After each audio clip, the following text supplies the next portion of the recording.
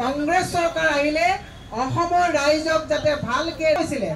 যে 10 বছৰৰ ওপৰত যিসকল মানুহে পাহাৰত বসবাস মানে পট্টা পাইছে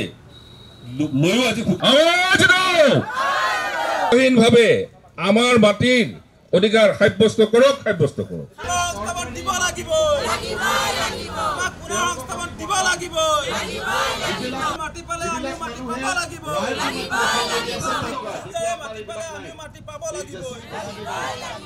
কৰাই নাই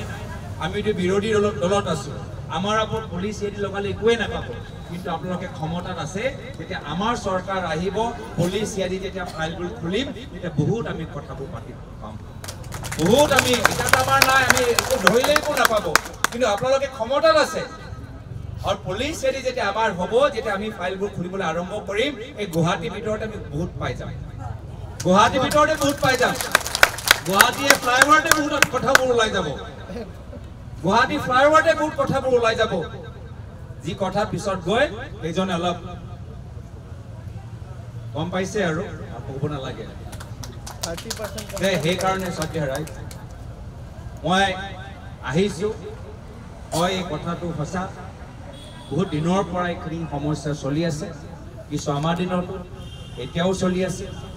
কিন্তু আমি কথা দিছোঁ যে আমি প্ৰয়াত মুখ্যমন্ত্ৰী তৰুণ গগৈদেৱৰ আদৰ্শ পালন কৰা নেতৃত্বক আজি তাৰিখত আমি দলৰ ভিতৰত ৰাখি আছোঁ যিসকল সিন্ডিকেট যিসকল মাটি দালাল যিসকল বুলডোজাৰ সেইখিনি আমাৰ দলৰ পৰা ওলাই গ'ল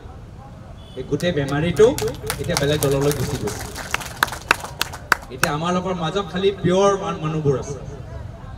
পিয়ৰ সমাজ সেৱক সমাজ ভাৰতীয় জনতা পাৰ্টি দলে নিজৰ চিম্বলটো সলনি কৰিব লাগে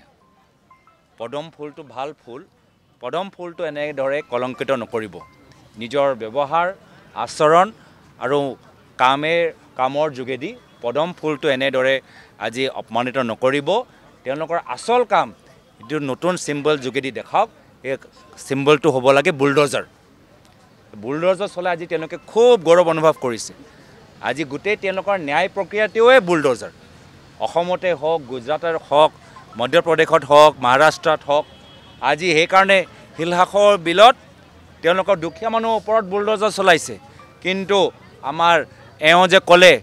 যে আজমল চাহাবৰ বিৰোধে আমাৰ এওঁ যে বহুত কথাবোৰ কৈ থাকে আজমল চাহাবৰ বিল্ডিঙৰ ওপৰত বুলডোজাৰ চলোৱা সাহস নাই ডাঙৰ বেপাৰীসকলৰ বিল্ডিং ওপৰত আজি নিজৰ মন্ত্ৰীৰ কেবিনেটৰ ভিতৰত যিসকলে তাত ডাঙৰ বিল্ডিং বনাইছে সেই বিল্ডিঙৰ ওপৰত তেওঁলোকৰ বুলডোজাৰ চলোৱা সাহসটো নাই তো ইয়াৰ উত্তৰ অনাগত সময়ত ৰাইজে দিব যোৱা 4-5 বছৰৰ পৰা ৰাইজৰ কণ্ঠ তেওঁলোকে বন্ধ ৰাখিবলৈ যথেষ্ট সক্ষম হৈছিল কিন্তু এতিয়া নিৰ্বাচনৰ সময়ত ৰাইজে নিজৰ কণ্ঠ নিজৰ ভোটৰ যোগেদি তেওঁলোকে প্ৰকাশ কৰিব আৰু আমি ৰাইজক কথা দিছোঁ যে অনাগত দিনত যেতিয়া আমাৰ চৰকাৰ আহিব আমি ৰাইজৰ হৈ যি আইনৰ ক্ষেত্ৰত সলনি কৰিব লাগে আমি সেইখিনি কৰিম আৰু এইখন চৰকাৰকো বিজেপিক আমি ক'বলৈ বিচাৰিছোঁ যে ৰাজনীতি এটা চক্ৰ সদায় পুলিচ আৰু CID তেওঁলোকৰ হৈ নাথাকে যেতিয়া আমাৰ চৰকাৰ আহিব পুলিচ CID আমি তেতিয়া ব্যৱহাৰ কৰিম আৰু সেইকাৰণে তেওঁলোকে এটা ভাল আদৰ্শ থকা চৰকাৰ দৰে পুলিচ CIDক ব্যৱহাৰ কৰক নিজৰ ৰাজনৈতিক অস্ত্ৰ হিচাপে ব্যৱহাৰ নকৰিব তেওঁলোকে এটা ক্ষমতাত আছে বহুত তেওঁলোকৰ আইন উলংঘন কৰি কামবোৰ কৰি আছে পুলিচ CID যেতিয়া আমাৰ হ'ব চৰকাৰ যেতিয়া আমাৰ মতে হ'ব তেওঁলোকৰ মন্ত্ৰী এটাকে মন্ত্ৰীৰ আমি ফাইল খুলিবলৈ আৰম্ভ কৰিম এটা বিভাগৰ আমি ফাইল খুলিবলৈ আৰম্ভ কৰিম আৰু আৰম্ভ কৰিম আমি গুৱাহাটী মহানগৰৰ ফ্লাইঅভাৰৰ খুলি তো সেইকাৰণে আমি তেওঁক আহ্বান জনাইছোঁ লোকতান্ত্ৰিক প্ৰক্ৰিয়াৰ জৰিয়তে গণতান্ত্ৰিক প্ৰক্ৰিয়াৰ জৰিয়তে ৰাইজৰ নিজৰ যে বিৰোধিতা কৰা এটা অধিকাৰ আছে বিভিন্ন দলৰ বিৰোধিতা কৰা যাতে অধিকাৰ আছে সেই কণ্ঠটো তেওঁলোকে পুলিচ CID ভয় দেখায় আমাক ৰুদ্ধ কৰিবলৈ চেষ্টা নকৰিব আজি আমি ৰাইজৰ লগত আছোঁ আৰু সদায় থাকিম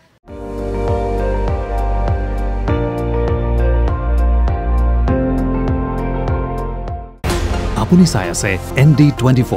সৰ্বশ্ৰেষ্ঠ নহয় সৰ্বোত্তমৰ দৌৰত।